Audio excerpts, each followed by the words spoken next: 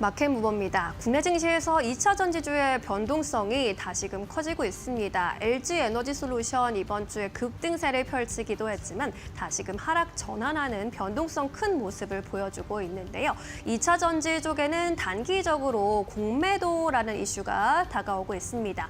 3월 31일부터 재개되는 공매도 관련해서는 2차 전지주 관련 투자자 여러분들은 꼭 잘 알고 계셔야 할 것 같은데요.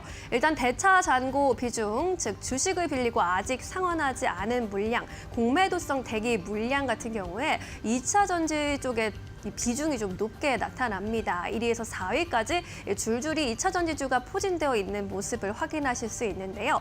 공매도가 재개되게 되면 좀 타깃이 될 수 있다는 우려성 갖고 있기 때문에 단기적으로는 좀 주의하실 필요가 있어 보입니다. 이런 가운데 요즘에 개인 투자자들의 투심이 다 2차 전지 쪽으로 좀 이동하는 움직임이 포착이 되고 있습니다. 2차 전지를 2배로 추종하는 코덱스 2차 전지 산업 레버리지 ETF 같은 경우에 최근에 개인 투자자들을 중심으로 거래량이 급증하고 있습니다. 3개월간 하루 평균 거래량이 1,396만 주를 넘어섰는데 지난 1년간 평균보다도 높은 수치였습니다. 개인 투자자들 올해 들어서 446억 원을 이 ETF를 순매수하는 움직임 나타내고 있는데요. 중장기적으로는 흐름이 좀 양호해야 할 텐데 다행히 증권가에서는 중장기적인 흐름은 좀 긍정적으로 바라보고 있습니다. NH투자증권에서는 1분기 실적은 부진할 것이다. 하지만 2분기에는 회복할 수 있음에 주목해야 한다라고 내다보고 있습니다. 관성적인 비관론은 잠시 내려놔야 할 때다라고 평가하기도 했습니다. 유진투자증권에서도 테슬라를 제외한다면 전기차 시황은 턴어라운드가 되고 있다라고 보고 있습니다. 1, 2월에 판매 추세 유지한다면 업황 반등은 2분기부터 시작될 것으로 봤고요. 미국 기준으로 봤을 때 테슬라를 제외하고 1, 2월 판매량이 20% 가까이 늘어나고 있다는 점도 강조했습니다. 마지막으로 현대차증권에서는요. 2분기 이후에 테슬라의 모델 Y가 미국에 인도되고 전체 판매량이 늘어날 것이라고 보고 있습니다. 이렇게 된다면 GM과 현대차 그룹, 포드의 전기차 판매량도 증가할 것으로 전망을 했고요. 앞으로 중장기적으로 섹터의 우상향 기조 나타날 것으로 보면서 섹터 내 최선호주로 LG에너지솔루션을 꼽기도 했습니다. 공매도 재개라는 타격이 단기적으로는 2차 전지에 좀 피해를 줄 수밖에 없을 것으로 보이는데요. 이 파도를 좀 건너가고 나면 잔잔하고 따뜻한 물결을 만날 수 있기를 기대해 보겠습니다. 지금까지 마켓무버 함께하셨습니다. 네, 이어서 오늘 시장에서 핫한 기업들 하나하나 살펴보도록 하겠습니다. 오늘 첫 번째 기업은 SM, 박근호 이사님께서 준비해 주셨습니다. 오늘 장중에 11만 원대까지 터치가 나왔는데 엔터주가 사실 JYP 엔터 제외하고는 전부 다 반등 아주 강력하게 나오고 있습니다. 원픽으로 꼽으시는 건가요? 일단 나름대로 좀 이유가 있습니다. 일단 네. 다른 엔터주들 같은 경우에는 이제 아티스트들을 주로 이제 부각을 시키는데 SM 같은 경우는 이제 2분기서부터 DOU 실적이 이제 연결로 잡히기 때문에 시장에서 상당히 좀 관심을 받아야 된다는 의견이 좀 많이 나오고 있는 것 같아요. 관세 얘기만 나오면은 사실 엔터주들이 상승을 하는 흐름을 최근에 많이 보여주고 있는데 앞으로 관세 얘기가 계속 나올 수밖에 없는 상황이라 엔터주들을 좀 보는 게 나을 것 같습니다. 일단 SM 같은 경우는 일단 관세와는 이제 뭐 SM이 아니라 이제 엔터주들 같은 경우 당연히 관세는 관계가 거의 없기 때문에 시장이 좀 약간 부담이 좀 덜한 편이긴 한데. 앞서서 이제 잠깐 말씀드렸듯이 다른 엔터주들은 이제 누구누구가 복귀를 한다, 누구누구가 공연을 한다, 월드 투어를 간다 이런 얘기가 이제 주종이긴 합니다만은 SM 같은 경우는 사실 일단 실적적인 측면을 시장에서 많이 좀 부각을 시키고 있는 상황이에요. 그 부분 잠깐 좀 설명을 드리면 DOU 지분을 최근에 좀 올렸죠. 맞아요. 기존에 33%에서 45%를 올리면서 일단 올해 이제 2분기서부터 이제 4, 5, 6 월 2분기서부터 이제 연결 실적으로 편입이 되기 때문에 지배주주 순이익이 상당히 좀 올라갈 것 같고요. DOU가 실적이 뭐 사실 괜찮죠. 뭐 300억 내외 250억 이 정도 나오는 기업인데 나름대로 SM의 어떤 실적에 많은 좀 보탬이 될 거라고 생각을 하고 있고요. 아티스트들을 보면은 뭐 하이브의 뭐 BTS나 뭐 여러 가지가 있긴 합니다만 이제 SM 같은 경우는 지금 이제 우리가 흔히 얘기하는 세대 교체를 하는 딱 중간 과정으로 이제 보시면 될 것 같아요. 약간 연차 아티스트들의 연차가 좀 오래된 쪽이 군대를 가는 쪽도 있고 이제 새로 이제 신규로 커나가는 주니어들이 이제 기대를 많이 받고 있는데 NCT는 사실 그냥 NCT 하나만 있는 게 아니라 굉장히 많죠. NCT 같은 경우는 그래서 NCT 위시 그다음에 에스파 뭐 하우츠도 파츠 그다음에 마크 이런 뭐 아티스트들이 올해 이제 2분기 음반을 발매할 예정으로 되어 있는데 특히 또 에스파의 어떤 음반 발매가 가장 기대가 되는 상황이라고 보시면 될 것 같아요. 일단 키이스트가 좀 약간 뭐 비액션 계열사로서 이제 그 SM 입장에서는 고민이 좀 컸던 것 같은데 370원의 매각을 하는 걸로 시장에서는 지금 결정이 되어 있는 걸로 나와 있습니다. 잠깐 화면 보면서 말씀 좀 드려보도록 할게요.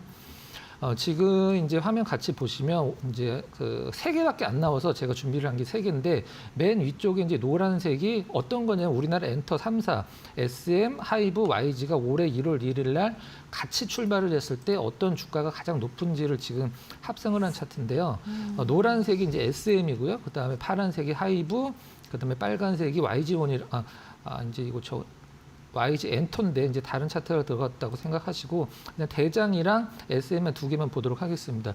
지금 주가 상승으로 봤을 때 과거에 이제 사실 엔터주들이 작년 가을서부터 움직였는데 올해 흐름만 보면은 지금 고점 돌파한 종목이 거의 없거든요. SM이 이제 고점을 많이 돌파를 해서 위쪽 이제 매물대가 없는 상황인데 하이브는 아직 그 2월 말에 형성됐던 고점은 파란색 선이 하이브입니다. 넘지를 못했죠. 그럼 실질적으로 YG 엔터의 어떤 주가 흐름을 보면 작년에 9월 달서부터 모든 엔터주들이 근데 실질적으로 움직이면 같이 움직이기 때문에 가장 좀 약간 대장주인 하이브가 계속적으로 움직임을 줘야지 나머지 엔터주들이 따라 움직이는 흐름이 나오거든요. 근데 최근에 SM이 엔터 사사들 중에 가장 좀 괜찮은 주가 흐름을 보여주고 있고 기관 흐름 같은 경우는 역시 작년 저점에 나왔던 작년 9월 달에 이제 엔터주가 반등을 했는데 기관 흐름 수급도 작년 9월 달에 정확히 V자로 매도에서 매수로 전환이 됐거든요.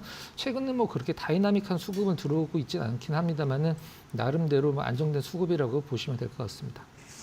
SM에 대한 투자 의견 듣고 왔습니다. 사실 엔터사들은 최근에 대장주라는 건 없는 것 같아요. 그냥 네. 먼저 움직이는 종목이 대장주가 되는 것 같은데 YG 엔터가 최근 좀 움직이기 시작을 했고 SM에 대해서도 긍정적인 투자 의견들 연이어서 나오고 있습니다. 함께 체크해 보시면 좋을 것 같고요. 이어서 2번째 기업으로 이어가 보도록 하겠습니다. 한국 타이어앤테크놀로지 가지고 오셨습니다. 이 기업을 계속 보시나 봐요. 네. 제가 봤을 때 오늘 그러니까 시장이 안 좋은데 올라가는 종목이 주목을 받을 수밖에 없긴 한데 기본적으로 주식을 종목을 초이스를 할 때 시장이 안 좋을 때 올라가는 종목보다 좀 굉장히 안정적인 어떤 조정을 받는 종목이 시장이 반등을 줬을 때 실질적으로 주가 탄력이 더 좋게 나오는 경향이 좀 있거든요. 그러니까 한마디로 원래는 올랐어야 되는데 시장 때문에 잠깐 한 박자 쉬어간다 이런 느낌을 주는 종목군들이 있을 거예요. 그런 종목을 사는 게 사실 합리적이긴 한데 오늘 제가 이제 한국 타이어 갖고 온 이유는 일단 자동차 관세와 관련돼서 시장이 굉장히 좀 우려감을 나타내고 있는 상황인데 타이어는 또 뭐 자동차랑 뗄 수가 없는 상황이기 때문에 타이어 관련주들 흐름이 어떻게 나오는지도 체크를 해야 되거든요. 그리고 수급도 상당히 좀 약간 특이한 수급이 나오고 있어서 한번 좀 잠깐 체크를 해보도록 하겠습니다. 한국 타이어가 이제 지금 자동차 관련주들 뭐 완성차, 부품사, 뭐 타이어사 할 것 없이 이제 미국의 공장이 있느냐 없느냐로 지금 시장에 이제 평가가 갈릴 것 같은데 한국 타이어도 이제 미국 테네시주에 공장이 있죠. 이제 그 동안에 연 550만 개 정도 생산을 했다라고 하면은 이제 1,200만 개로 늘린다라고 하는데 실질적으로 작년서부터 계속적으로 증설을 하고 있는 상황입니다. 일단 북미 쪽 매출이 2조 4,300억으로 이제 한 한국 타이어 전체 대비해서 한 28% 정도 차지를 하고 있고 유럽이 이제 41%로 가장 크다라고 보시면 될 것 같아요. 근데 북미 시장이 28%라고 해서 적은 건 절대 아니고 한국 타이어 입장에서는 사실 미국에서 500만 개 이상 생산을 하고 있지만 우리나라에서 수출을 하는 물량이 사실 더 크거든요. 근데 한국 타이어는 좀 약간 어떤 현대 기아 자동차랑 다르게 볼 필요성이 있는 게 뭐냐면 지금 현재 현대 기아차 쪽의 비중이 10%가 채 안 되고요. 이제 일단 완성차 업체는 거의 다 한국 타이어를 단다라고 보시면 될 것 같아요. 뭐 전부 다는 아니지만 50개 완성차 업체면 거의 전 세계 완성차 거의 다라고 보셔도 되고 280개 차종에 이제 OE 타이어 처음에 이제 신차사부터 달고 들어가는 타이어를 많이 하고 있기 때문에 현대 기아 쪽 비중이 크지 않은 게 그나마 좀 긍정적인 부분이다 이렇게 보시면 될 것 같고 최근에 이제 타이어들을 보면 타이어는 17인치 타이어랑 20인치 타이어랑 가격 비교를 할 수 없을 정도로 굉장히 비싸거든요. 1인치 커질 때마다 타이어 가격이 굉장히 비싸지는데 만들기도 힘들기 때문에 그런 거죠. 근데 최근에 소형차들도 타이어를 굉장히 큰 거를 달고 나와요. 코나 같은 경우도 뭐 20인치 타이어를 달고 나오는 것 같은데 이런 부분들이 이제 타이어 가격과 관련돼서 어떤 한국 타이어 입장에서는 굉장히 좀 좋은 거죠. 그 다음에 일단은 지금 제가 아까 말씀드렸던 수급이 좀 약간 특이한 수급이 기관이 어마어마한데요. 네, 차트 잠깐 보면서 말씀드리면 위쪽에 기관 수급이고요. 그 다음에 아래쪽 빨간색이 외국인 수급인데 둘 다 사주면 사실 뭐 좋긴 하겠습니다만은 외국인들이 팔고 있는 와중에 기관 수급만으로도 3월달 들어서 주가가 계속적으로 우상향하고 있다라는 점은 이제 이거 반대로 얘기를 하면 기관이 특별하게 매도를 하지 않아도 일단 계속적으로 주가가 우상향할 수 있다라는 뜻이거든요. 일단 한국 타이어를 얘기를 하면 계속적으로 나올 수 있는 뭐 한우 시스템 관련돼서는 많이 말씀을 드렸기 때문에 일단은 뭐 참고만 하시면 될 것 같고 정리를 하면 일단 뭐 다른 금호나 넥센 타이어는 모르겠습니다. 한국 타이어 입장에서는 관세와 관련돼서 미국 쪽에서 이미 선제적으로 좀 증서를 좀 들어갔고 그 다음에 한국 타이어 이제 타이어를 어디에서 제일 많이 만드냐면은 우리나라에서 가장 많이 만들고 그다음에 중국, 헝가리, 그다음에 미국 이런 식으로 많이 만들고 있는 상황이에요. 그래서 미국 쪽에 캐파를 2배를 올리겠다라고 이제 지금 얘기를 한 게 아니라 작년에 그런 얘기가 많이 나왔어요. 그래서 선제적으로 대응을 하고 있기 때문에 나름대로 자동차 관련주 중에서는 좀 약간 현대기아 자동차가 지금 시장에 우려감이 많이 좀 팽배해 있는 상황인데 타이어 관련주 일단 주목할 필요성이 있다. 그리고 오늘 주가 흐름만 보더라도 나름대로 좀 빠져서 2% 넘게 빠져서 시작했다가 회복을 많이 해줬거든요. 이게 이제 시장의 어떤 뭐 기대치가 좀 주가에 반영이 되고 있는 것이다. 이렇게 좀 보도록 하겠습니다. 네, 한국 타이어앤테크놀로지 기관 수급 연이어서 들어오고 있습니다. 수급 좋고요. 미국 관세 이슈로부터도 어느 정도는 좀 안전한 상황이기 때문에 계속해서 보자라는 의견을 정리해보도록 하겠습니다. 지금까지 박근우 기자와 함께 이야기 나눠봤습니다. 말씀 고맙습니다.